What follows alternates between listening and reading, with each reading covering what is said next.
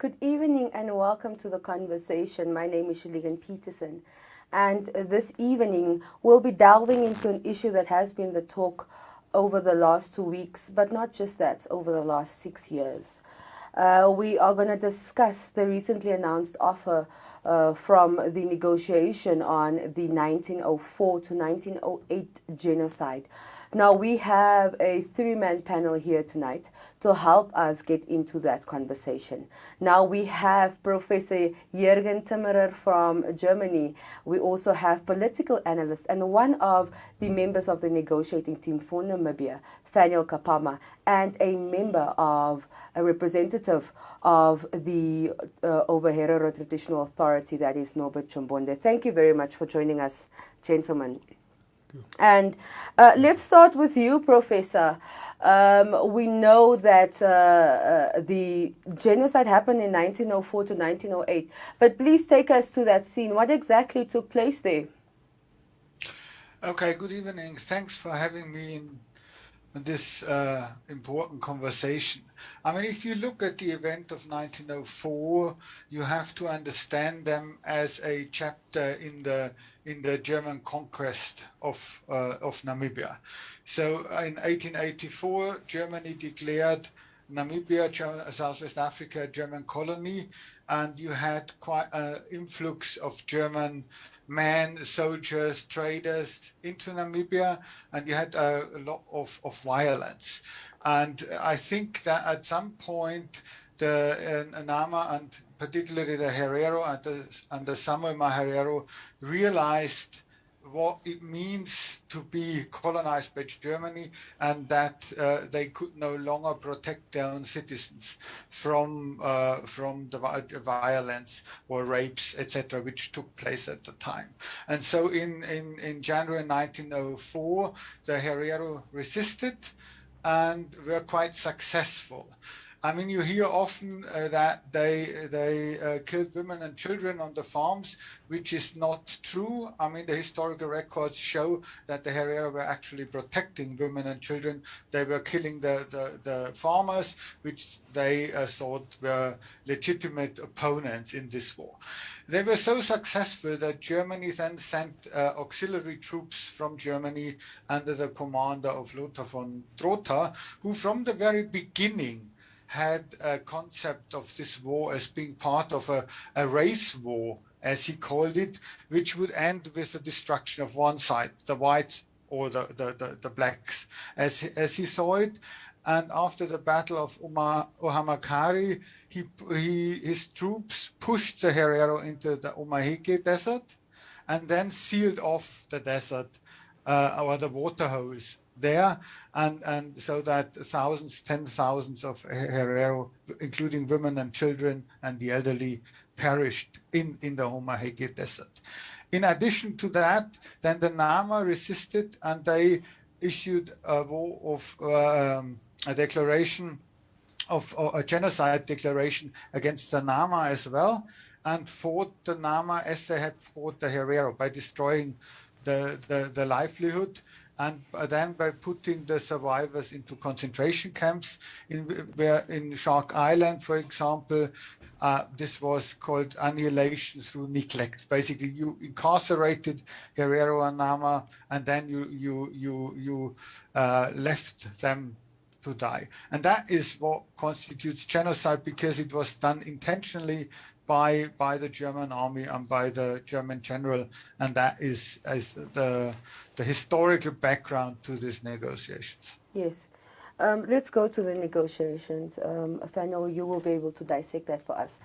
For the last 6 years, we have been, as we heard this morning from the Vice President and also one of your team members, Absalom Wankuta, who was essentially also the governor. He said, or the discussion there was, there were amounts given, put on the table, and at some point you were almost at a deadlock.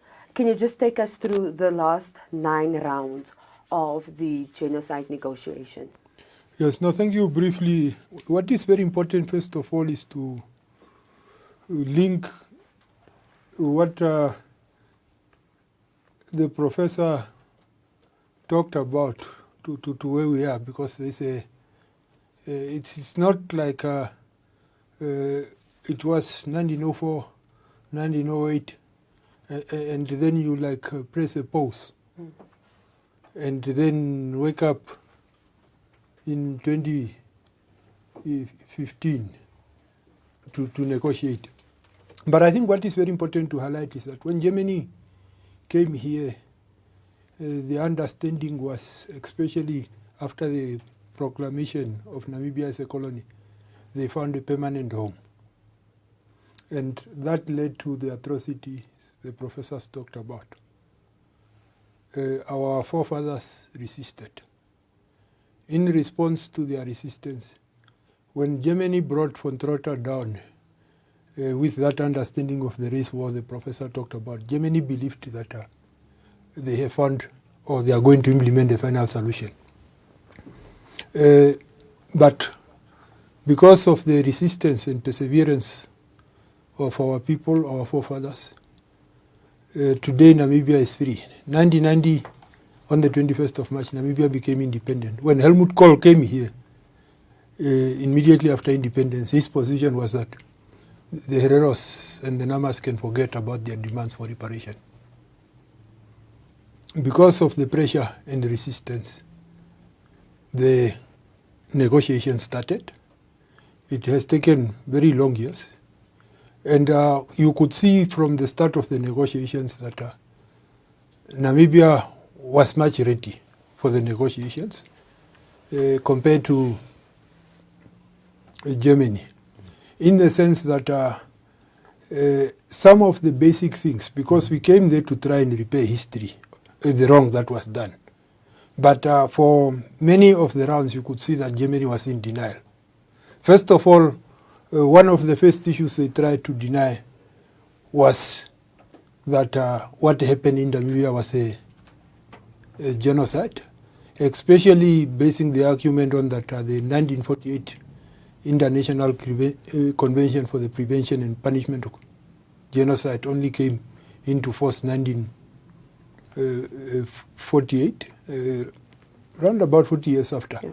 So there were also other issues, like one of the first key issues that Germany agreed to was to come and apologize.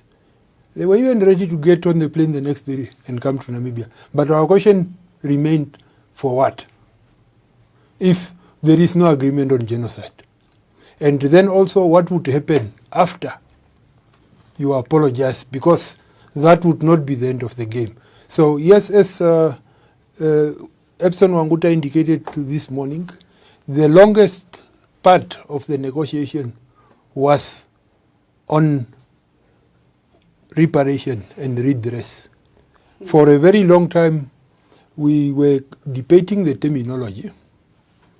Germany put on the table a proposal to call it reconstruction and development. We debated it for very long. Then from there we went into the amounts. That took a lot of time also to negotiate. And ultimately there was almost a deadlock. There was a deadlock in the sense that for quite a number of rounds we were meeting, but we were not making any progress and headways. Ultimately we came to an agreement at the negotiation table on which is captured in a joint narrative, the joint political declaration. Now, of course, in this process we understand that you have the agents who are at the table negotiating, but there are principles out there. The communities that are affected.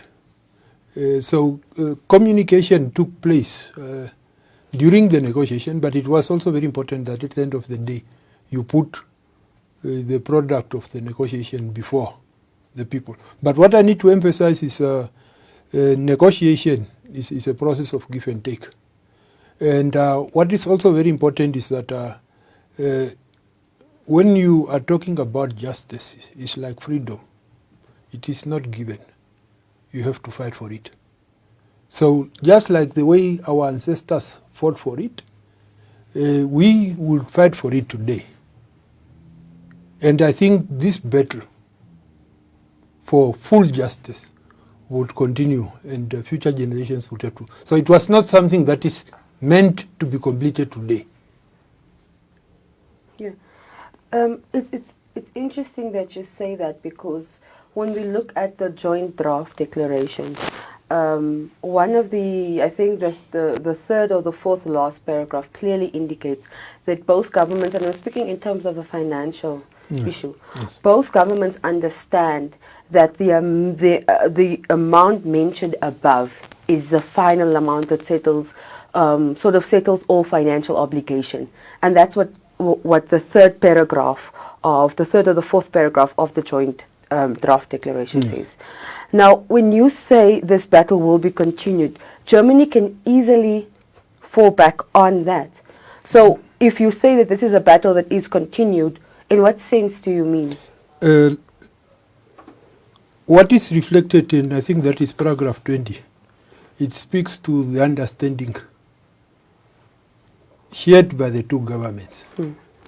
But the question is that, are they the only interested parties? Like Phanuel Kaapana, in his own right, what is his understanding? That is also very important, and that's why it would continue. Like, take for instance, if you look at in the preamble, in the beginning, I think it's the second bullet point, it reads that mindful of the deep wounds inflicted on particular communities and other peoples of Namibia by the atrocities perpetuated during the German colonial rule between 1904 and 1908, which echoes down and through time and are still felt by Namibians today. So we are talking of something which is not only in the past. Land was lost in the past, but it has never returned. So the document, for instance, that paragraph says that in issues that are dealt with in the context of, and nowhere in the document is there a discussion on reparation. What is there is on reconstruction and development. Now, of course, you cannot equate the two. And that's why I think for Phanuel Kaapana, in his own right, as a descendant of the victim, that struggle has not ended. And it would require advocacy. The same way Germany in 1990, through Helmut Kohl, indicated that we can forget. And through the push and struggle, Germany was forced to change its mind. So from that understanding, you can come in. So I just want to clarify here. So you're saying, although that paragraph is there, perhaps government can't go through, but an individual, a descendant of the victims, can then still take Germany to account to get reparations? Basically, because this speaks to the two governments. So To any the other governments. person may have a different view, and that would be the window. Yeah.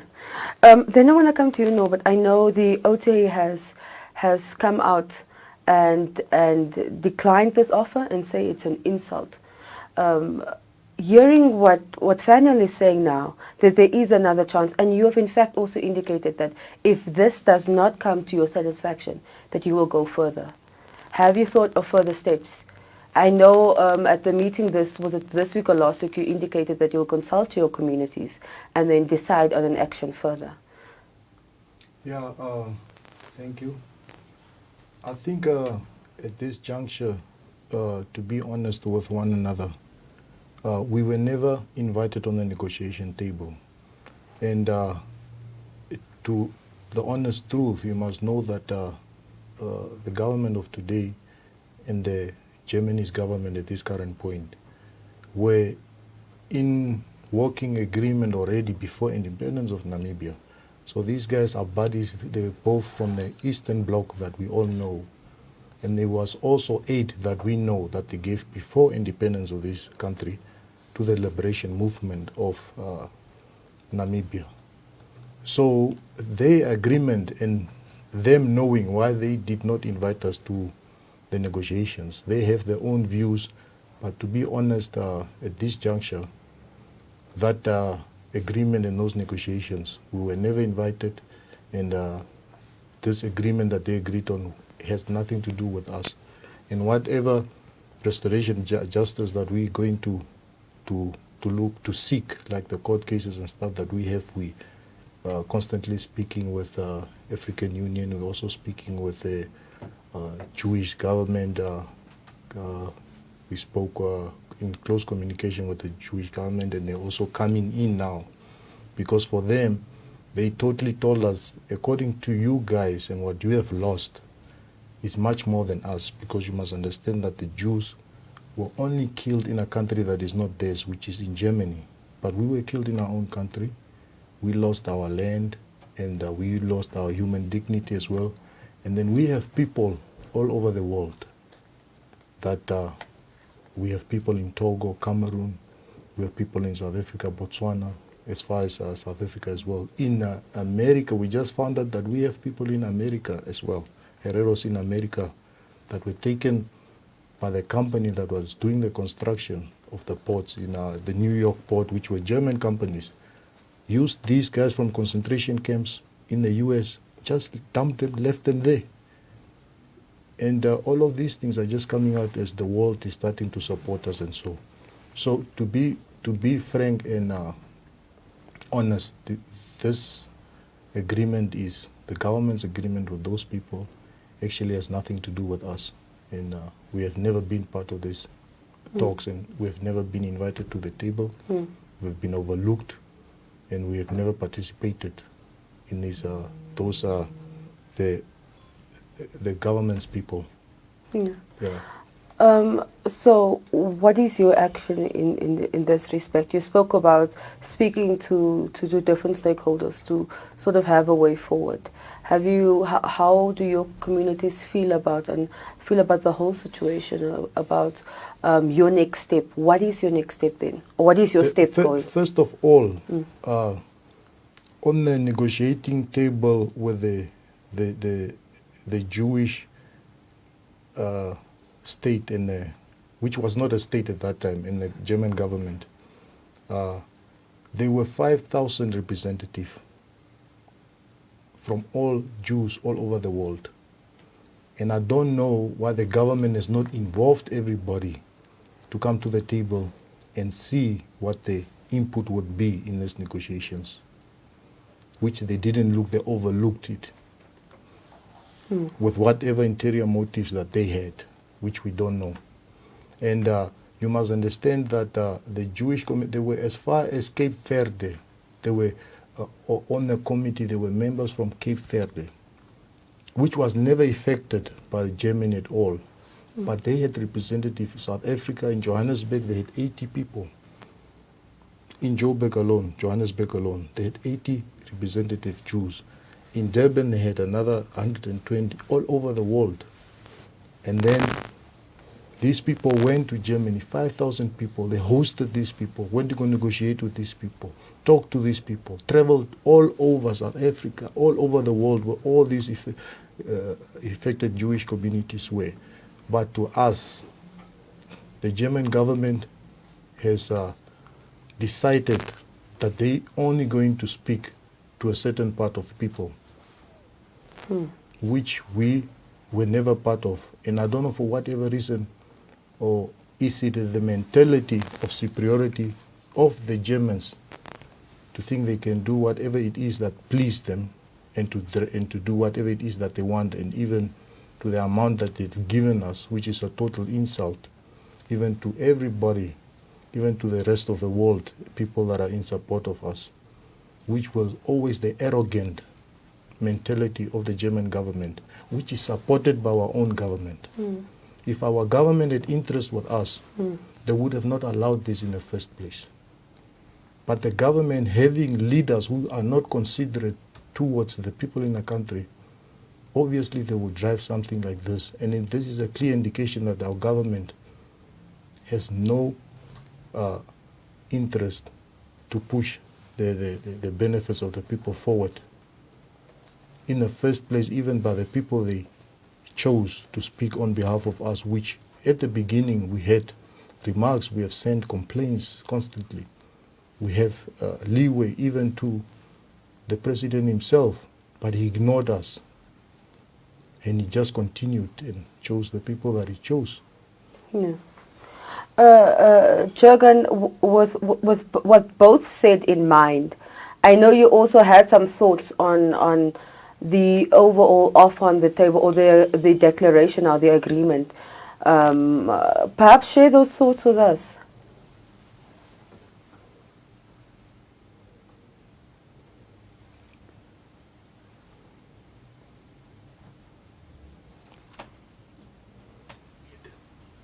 Jürgen, we can't hear you. Okay. Yeah. Can you hear me now? Yes, you can Okay. continue. I think what I understood from my two colleagues now is that they said that one needs to continue negotiating.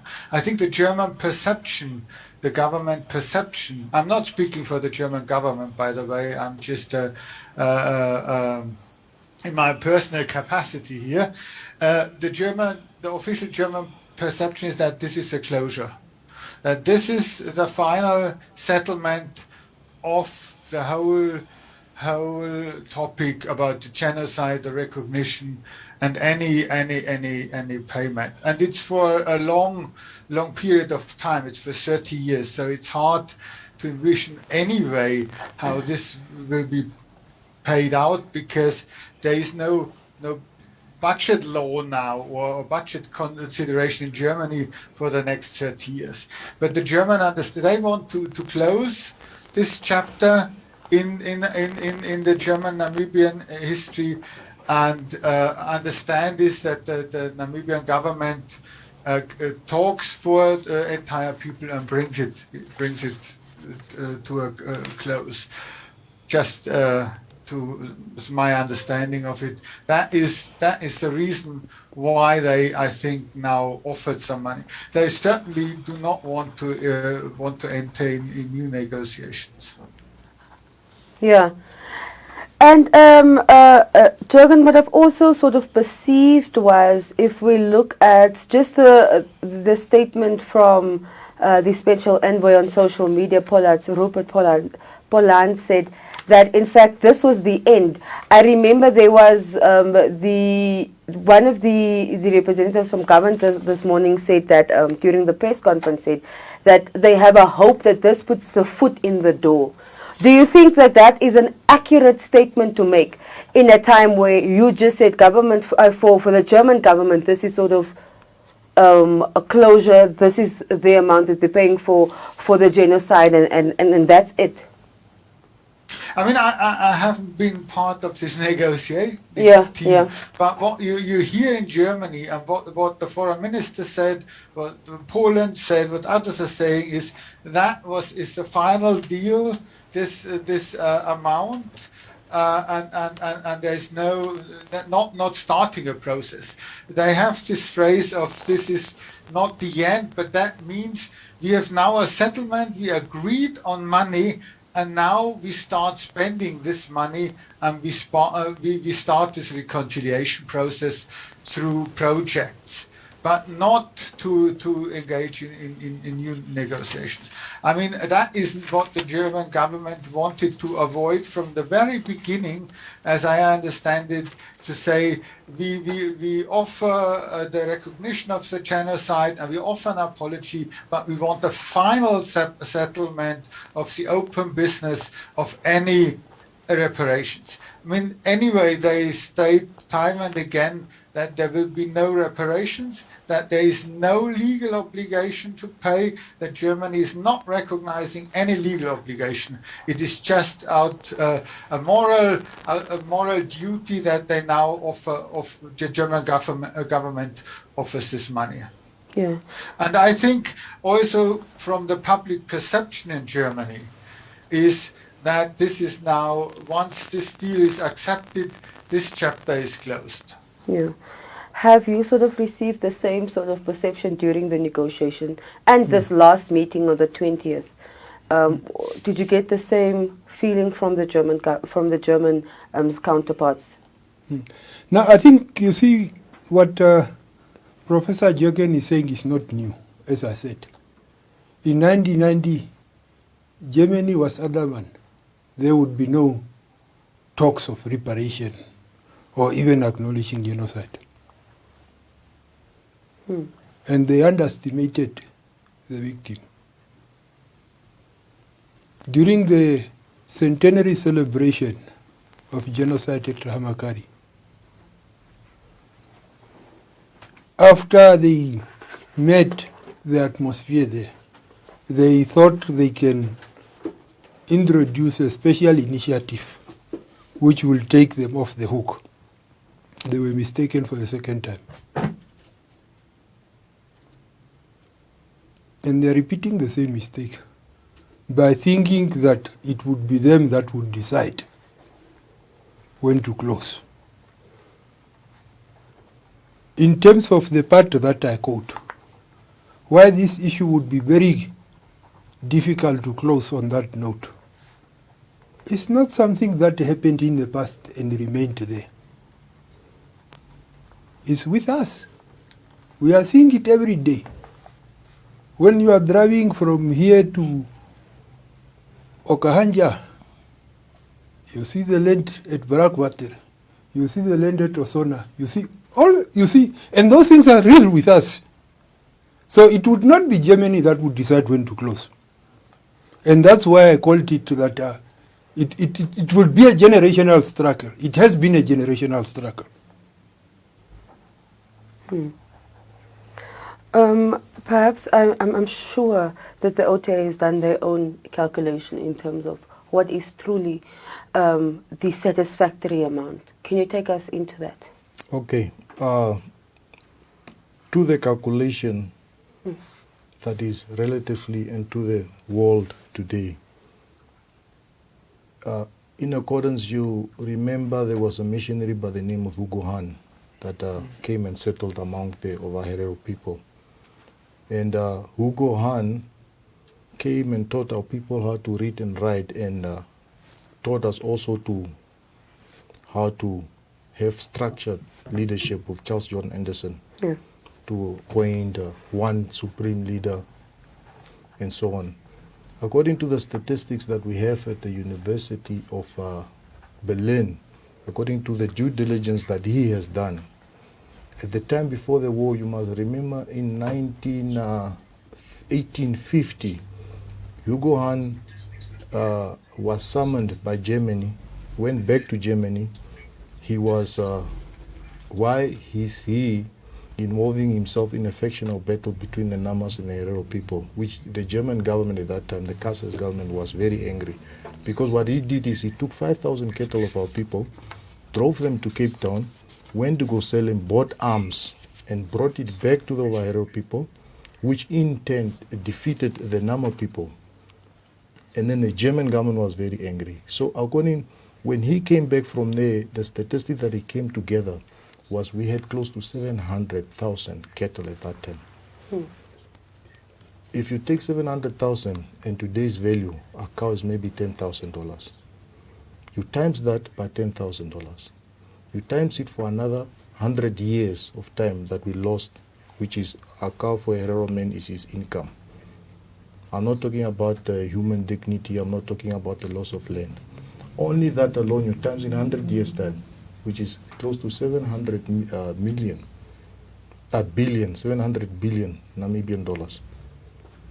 Only the cattle, which is our income, our economical way, which means we could have been in a much better economical position than today.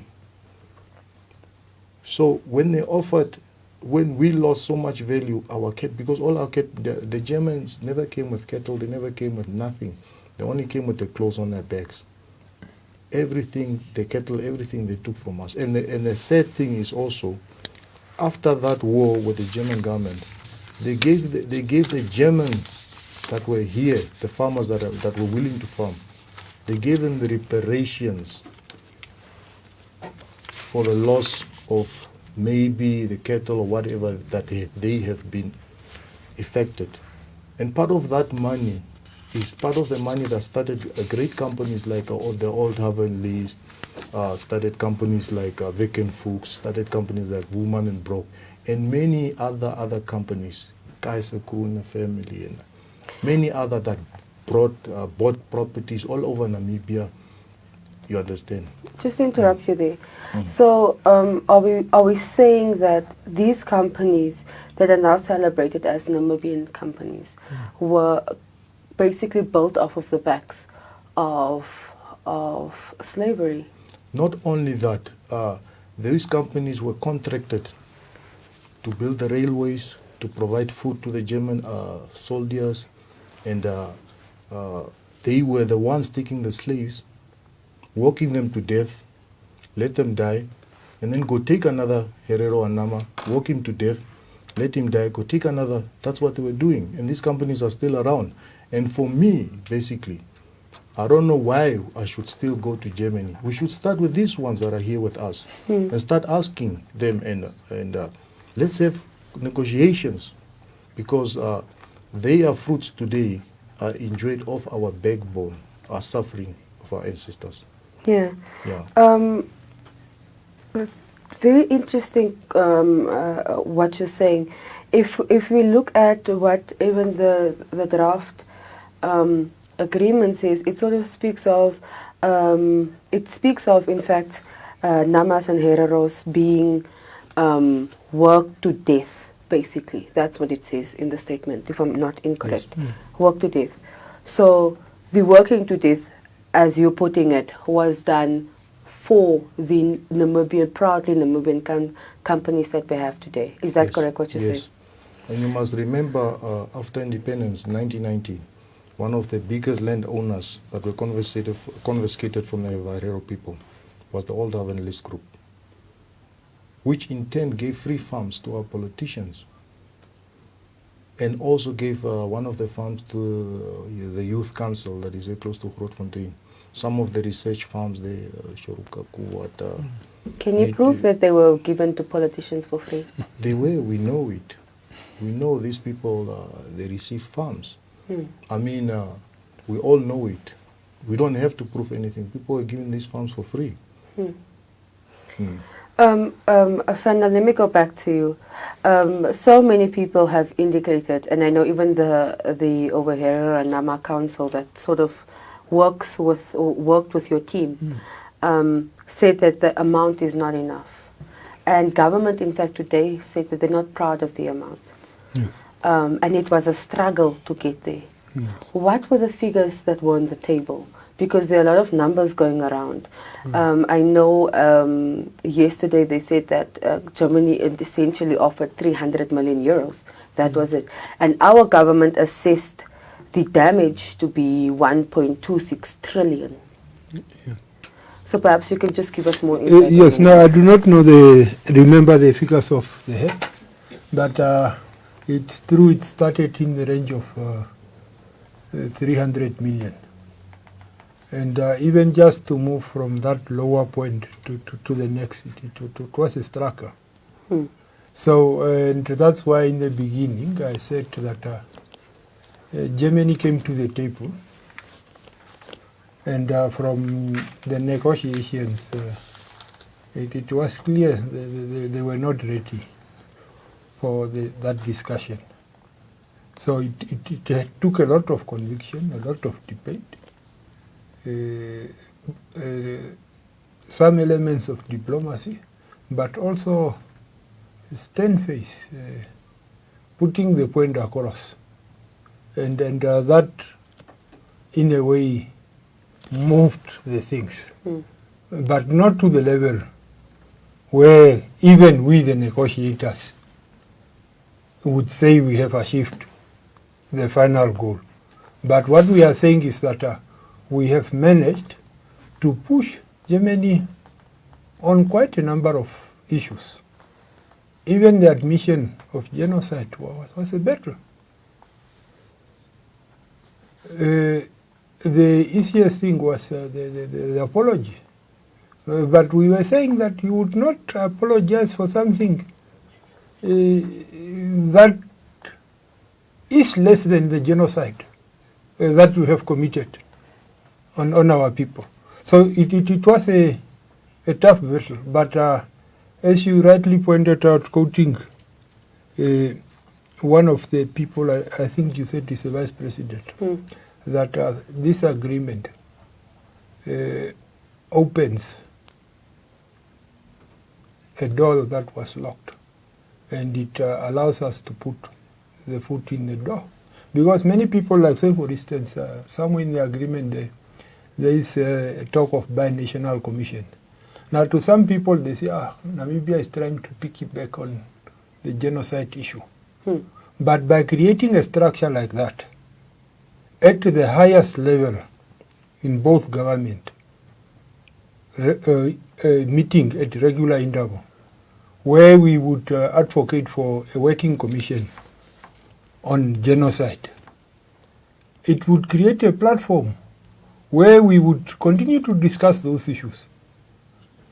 And through the process of discussion and advocacy, the minds can be changed, just the way we have changed it on many of the instances that I told you. So I think if we go in this without conviction, we will remain stuck here.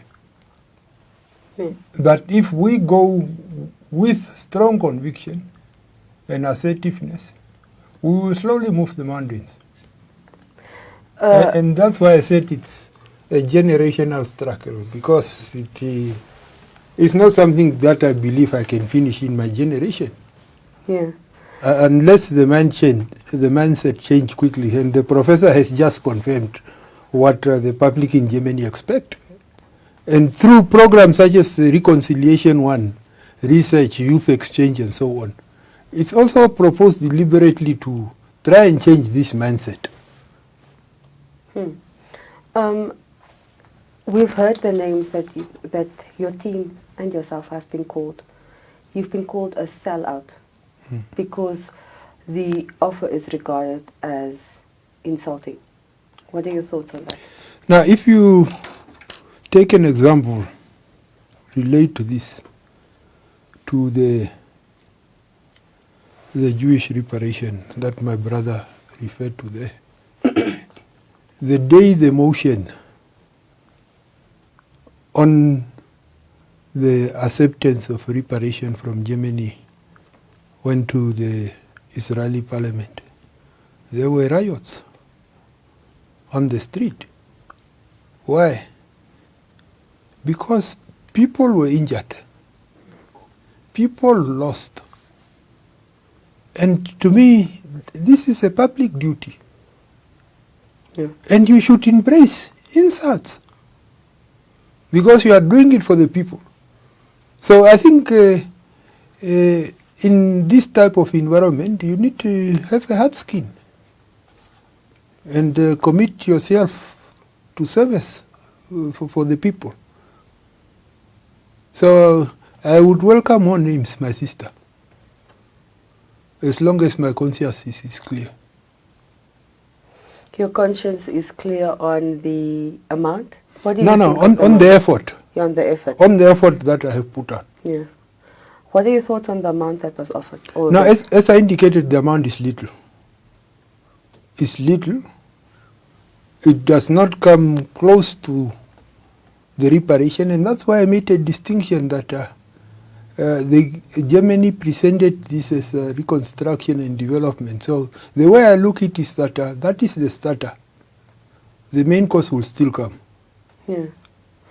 And for it to come, it would depend on the effort that we put in to get justice for the injustice that our forefathers has endured, and that we are also living under those conditions of injustice today. Can maybe... Yeah, you can come in there. I want to ask Professor, that when you guys were doing the negotiations, was there ever a time that you guys felt there are more affected communities? Why you guys never asked the government to say, look guys, we are not alone in this, let's involve everybody else? Or did you guys feel it was all right for you guys to negotiate on behalf of all of us? No, I don't think we were of that view. But, especially given the need to forge a joint and collective force in this, I didn't want to address that one, including the first question. But what is I have seen a letter that was addressed to Mr. Festus Munjwa. In fact, there were two letters. One went to Festus Munjwa, and the other one went to Festus Yukua from the two committees. I also have seen the replies from both, where Festus Munjwa's reply declined. There were various reasons cited, especially the unhappiness with the overall structural framework that government has put forward. And the other one that was addressed to Festus Yukua accepted, but it put forward conditions for a negotiation that should first take place between the Namibian government and them before they could come on board. So that one I know. So I'm not sure whether perhaps the letters that were presented and that I have seen were fictitious. Or maybe my brother could pursue that one and find out whether really there was no invitation extended. And I also should acknowledge there was also one sent to the Nama Genocide Committee. I think it was that time headed by Madam Ita Hoffman, for which there was also a decline letter, under correction, the third one, but the other two I'm uncertain. And unless what I saw were fictitious letters, but I know there were invitations extended. Do you bear any knowledge of these? We do know, letters? I do know of letters that were sent to the inviting us, but they were sent with conditions that you guys are going to fall under this structure. This one is going to be your head. You guys are just going to be yes men, yes boss people. That's why we never accepted those that invitation, and we gave our recommendations as well. We will accept under these conditions that everybody on the negotiating table is equal footing, has the right to view their views and to speak. But the invitation that the government has sent to us was a very biased invitation, just to formalities, but actually you don't want this person to be part of your negotiations. Yeah. Professor, let me go to you. I know you have also seen tad bits or read about the agreement itself. What are your comments on the agreement and some of the projects, or what has been put in the agreement?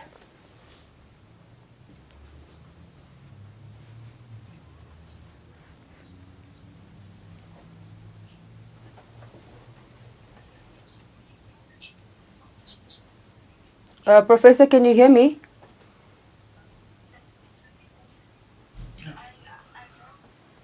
All right.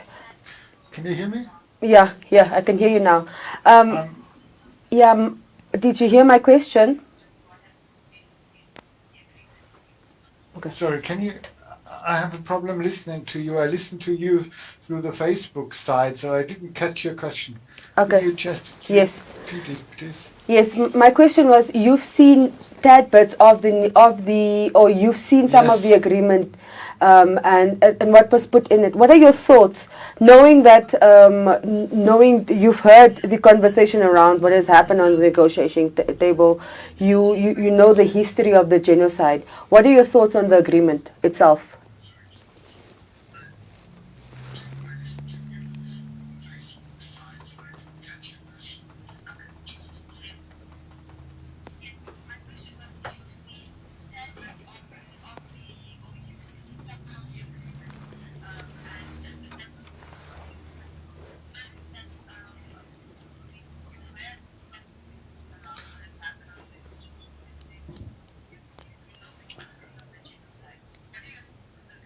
Okay, yeah, my general thoughts on the agreement. I mean, as I said, I don't think there is a second chance to negotiate. The German government sees that as being closed, as being a closed deal, and I think the German public was ready to negotiate and even to accept the moral obligation to pay. But I fear that after the Namibian government accepts this deal, that the German public will just assume that this is closed. And I think they did not, if I understood my colleague correctly, saying they talk about reconstruction because the reparation negotiations are coming. The German government will not accept the term reparations because they are terribly worried that this sets a precedent for other cases of genocide and mass violence, notably during World War II, which would, in terms of the number of victims involved and the amount we will then discuss, will be far too high for the German government or any of the Germany to accept. So I think everybody needs to be clear about it, that in all likelihood, this is it now, if it's widely accepted. And then if you think this is acceptable, I as a German think it's low.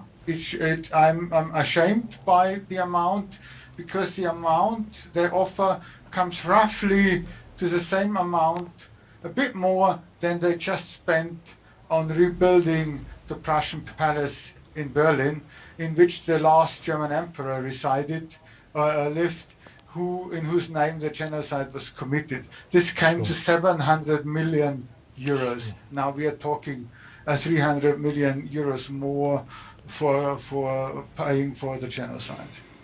Yeah.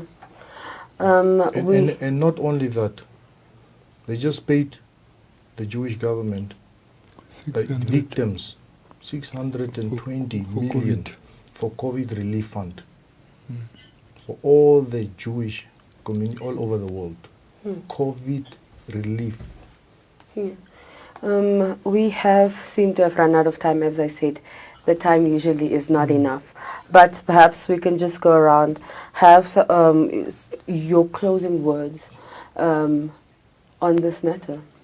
Yeah, now as I indicated that the professor have alluded to what the German public think. Namibia also have a public. The victims of genocide on this side also think. And because they think, they also know what it is that should be due to them for justice to be done. So the battle of ideas is what lies ahead. Yeah.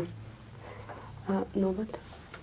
Yes, you see, these are very sensitive issues, and even the mockery of the Vice President's statement, which is a very huge, to our people as being, Herero people, is a huge insult as a man of his caliber to come on air and speak, such a big mockery that he had today of his press conference. And us, the Overhero people, we are not going to leave this matter here. And the government, and especially the head of state, should know he must not hide behind state machinery like the military and so on and think he can just enforce things upon the Overhero people that he wants. That is not going to happen, and we will not accept it. If it means that we have to take actions like any other countries, we can destroy and rebuild our country again to fight for what is ours. What do you mean by that statement? It is a very, very strong statement you're making. You see, the arrogancy of our government is of such a nature that they just think they can enforce things on people that they just want. But we are not going to accept it. And we are going to look for all means to fight for what we believe for and to have our justice. If our government is not going to support us for the correct negotiations, we are going for alternative ways to fight for what is ours, in all means. You spoke about you will rebuild your country if need be. What does that mean? You must understand at the stage where we are now, this is a very sensitive issue. At the stage where we are, these are the type of issues that have started civil wars in all African countries. And the government is taking this very lightly to the point whereby they just think they can enforce things on people that they want. But we are not going to accept anything of the nature whereby government can just decide it's okay. No. We are going to look for other alternatives. We are going to fight for this, for our rightful contribution that we need to be getting, not this mockery that they've just, accepted. Are you willing to go to civil war in the country? Is that what you're saying? There's a lot of ways. When you are being oppressed to the point whereby you cannot anymore, what would you do? Even for you, what would you do? Tell me. Prof. Jürgen, just your closing remarks there, or your closing words there.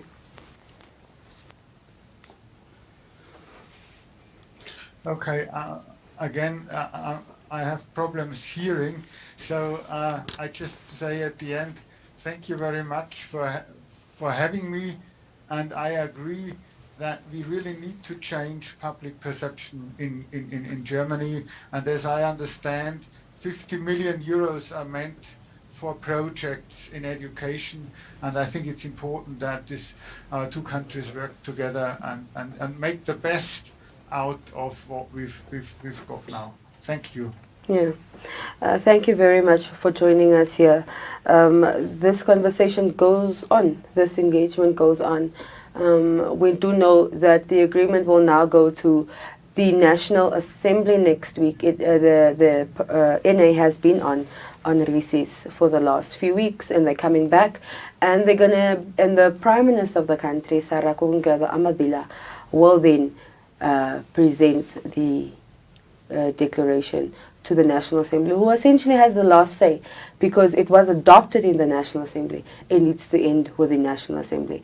And from what we've heard, the opposition parties are not quite impressed with the offer and has something in the bag for the Prime Minister as well as to the German government. So keep your eyes close on this matter as we do continue to report on it here for the Namibian. From me, Shaligan Peterson, it is good evening.